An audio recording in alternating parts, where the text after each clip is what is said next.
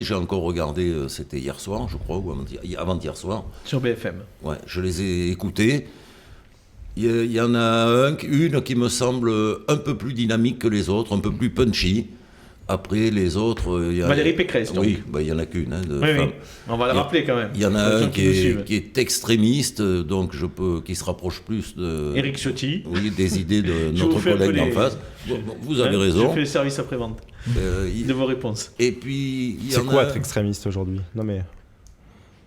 c'est avoir des propositions C'est être comme vous. Intolérables.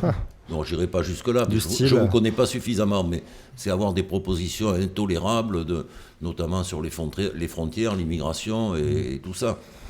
Alors, après, oui, beaucoup de gens parlent de Michel Barnier. Pourquoi pas?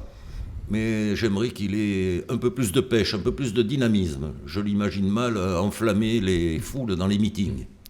Et plus localement, sur la 3e circonscription, pour les législatives, une circonscription qui a été longuement tenue par votre ami et voisin Jean-Marc Roubaud, qui verriez-vous pour la droite? Pour l'instant, on ne voit personne émerger. On a quelqu'un qui a été désigné, vous devez quand même le savoir, non? On l'a annoncé dimanche sur Objectif Gare. C'est Blandine Arnault qui doit porter nos couleurs, que j'apprécie beaucoup. Donc vous ferez campagne pour Blandine Arnault Oui. Quel espace, monsieur le maire, pour la droite? Entre Zemmour d'un côté, Macron de l'autre.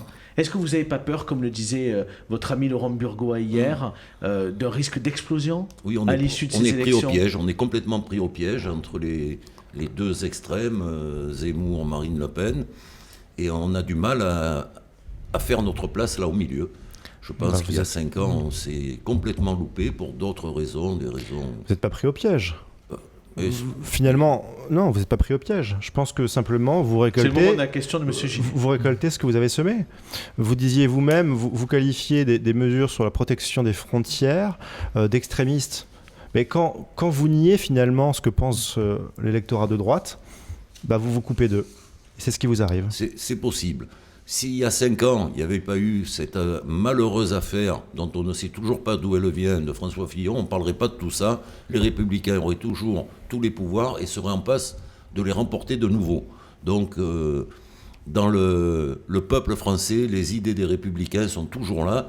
Il suffit de les réactiver en ayant un bon candidat qui montre sa poigne, sa virulence. Il n'y a qu'un malheur, c'est que les idées de l'électorat républicain et les idées de ses dirigeants, il y a un fossé entre les deux.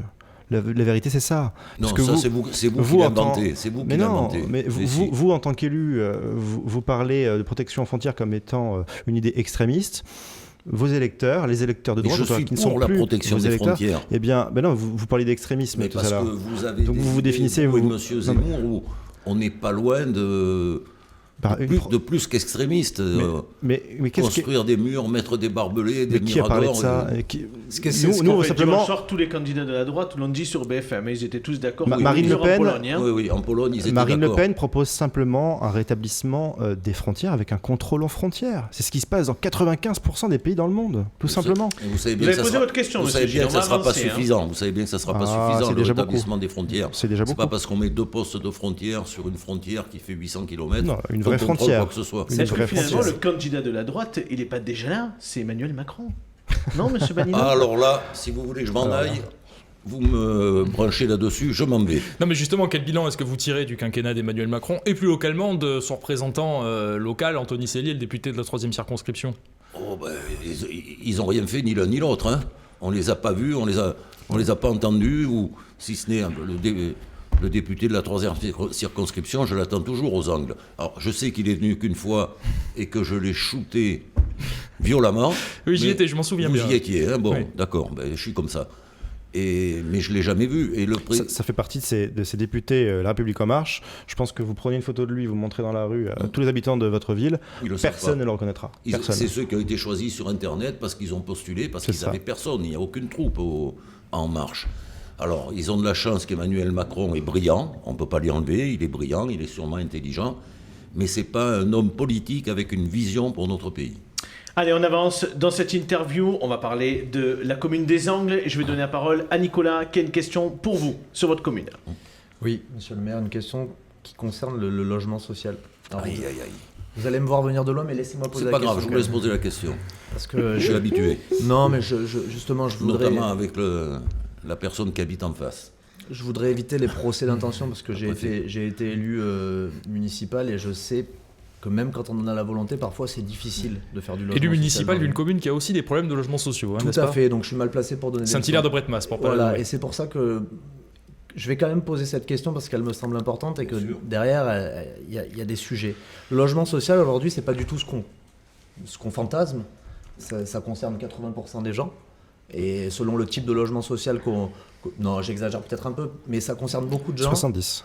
70. En tout cas, 70% des Gardois sont éligibles potentiellement au logement social. Exactement. Et donc, selon le type de logement social qu'on développe dans sa commune, on peut offrir des solutions, y compris aux personnes de sa commune qui sont potentiellement en difficulté, sachant que l'économie moyenne, c'est 200 euros par mois. Ne me faites pas une Nicolas Pellegrini, s'il Oui, vous c'est plaît, vrai que- Nicolas. Avançons. Il avez- reste 4 minutes, même pas d'interview. Dépêchez-vous. Je vous prie de m'excuser, j'ai vraiment essayé de ne pas faire de Pellegrini, mais je suis en Et train de... vous avez raté. Je suis en train de Il plonger faut que je dedans. Vous avez réponde. raté. Et je dois répondre. Donc je vais vous poser la question, Directement. avec ce contexte-là, qu'est-ce que vous comptez faire pour améliorer la situation, sachant que vous acquittez de 300 000 euros d'amende annuelle, me semble-t-il. C'est ça, exactement. Je suis une des communes carencées à 300 000 euros annuels. Ça fait mal. Quand j'ai été élu maire en 2008, la commune était à 5% de logements sociaux. On est aujourd'hui à 9,30%. Même le voisin d'en face, c'est le préfet dont je voulais parler. La préfète. Oui, mais enfin, je parle du précédent. M'a félicité, c'est pas pour ça qu'il a diminué ma pénalité financière. C'est la loi. Oui, ben, voilà. Quand je lui dis je peux pas, mais vous avez qu'à vous débrouiller. Il se trouve que sur ma commune, comme dans beaucoup d'autres, on n'a plus beaucoup de foncier, on ne peut plus agir. Je suis d'accord avec vous sur le fait que les logements sociaux ont beaucoup évolué, c'est plus ce qu'on pensait il y a encore 15, 20, 30 ans. Moi, je les visite parce qu'on en construit encore sur la commune des Angles. Quand ils sont finis, que je vais les inaugurer, je trouve ça magnifique. Dernièrement, j'ai dit à un bailleur social, mais vous m'en retenez un, c'est magnifique, vos appartements, vos réalisations. Le problème, c'est plutôt le quota préfecture, où malheureusement... Oui, alors là, je vais vous dire, il suffit d'avoir de bonnes relations et un peu de taper du poing sur la table. Et entre les bailleurs sociaux, le patronat et les quotas préfecture, on arrive à tout ramasser. Mais du coup, selon vous, comment aller plus loin? Ah, mais moi, je peux plus.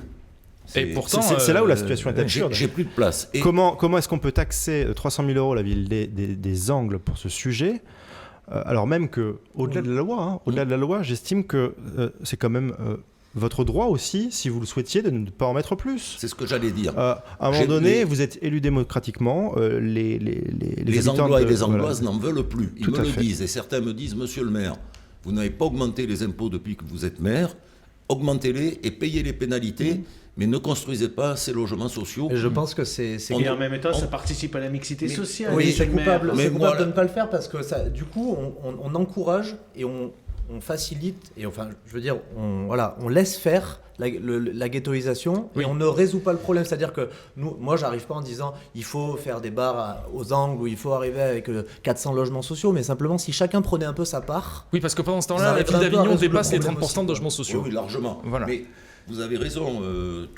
c'est l'argument principal, que tout le monde prenne un peu sa part. Actuellement, Oui. Avignon détruit des logements sociaux, ils veulent que les communes autour en construisent pour prendre les habitants. Tout le monde devrait prendre sa part, mais Oui. il faudrait aussi Mais il que faut- les maires aient un peu plus la main aussi sur l'attribution, On pour les peut réserver on peut aussi l'avoir. en C'est le priorité. cas, c'est le cas. On peut C'est l'avoir le cas. si En on veut. priorité, pas Si totalement. on se bouge, et Pas totalement. Si on, Et puis, si on ouvre un peu il sa faut, bouchon, là. il faut aussi qu'il y ait une priorité nationale dans l'attribution des logements. Ça me paraît Dans les essentiel. trois débats de ce soir, et si on vos aurait dû habitants, mettre le si vos sujet habitants n'en du veulent pas, c'est logement aussi pour social. ça. C'est aussi pour ça. Si vous voulez bien, Ce que je monsieur voudrais, Gillet, on va juste avancer terminer très en rapidement. disant Oui. que ce qui m'énerve le plus, c'est que lorsqu'une commune, un territoire a un bon équilibre, où tout le monde se sent bien, eh ben l'État se sent obligé de venir mettre son nez là au milieu pour dire non, vous êtes trop bien, on va mettre de l'ordre là-dedans, on préfère que vous vous sentiez un peu plus mal. Dernière chose, dans le calcul de la pénalité, c'est un mode de calcul pervers puisqu'il est basé sur le nombre de logements sociaux par rapport au nombre de logements. Au plus vous construisez, au plus vous augmentez votre nombre de logements. Après les logements, peut-être un autre projet contesté, non? Un dernier sujet sur le logement. Il y a un projet au niveau de la Combe Chazé qui est contesté parce que vous dites que vous n'avez pas la place de faire des logements. C'est le Pourtant, seul qui me reste, oui. Pourtant, il va falloir en faire. Le plan local de l'habitat du Grand Avignon est assez clair là-dessus. Mais si je peux pas, j'en ferai pas, monsieur Allard. Ou si j'ai pas envie, je ne ferai pas. Y compris à la Combe-Chazé, où ça je on suis est, quand du même coup. encore le patron dans ma commune, comme C'est tous pas, les c'est maires. pas au Grand Avignon de décider. Foutons la paix aux maires. Et quoi. le président du Franchement, Grand Avignon est très clair là-dessus. Il a Dont dit, les maires. laissons les maires tranquilles. Ils sont chez eux, c'est à eux de décider. Cherchez pas un directeur de cabinet, monsieur le maire. Alors, la Combe-Chazé, qu'on me présente comme une réserve naturelle fantastique, je l'appelle le grand terrain vague des Angles. Il manque plus que des décharges là-dessus. C'est une entrée de ville en plus, derrière nos services techniques. Il y a un terrain d'une belle superficie, 4 ou 5 hectares, où on a un projet, c'est vrai, d'une centaine de logements sociaux et de 30 ou 40 autres logements que j'ai volontairement freiné, gelé, parce que ça devenait n'importe quoi dans ma ville où les gens s'entendent bien, se portent bien, mais commençaient à...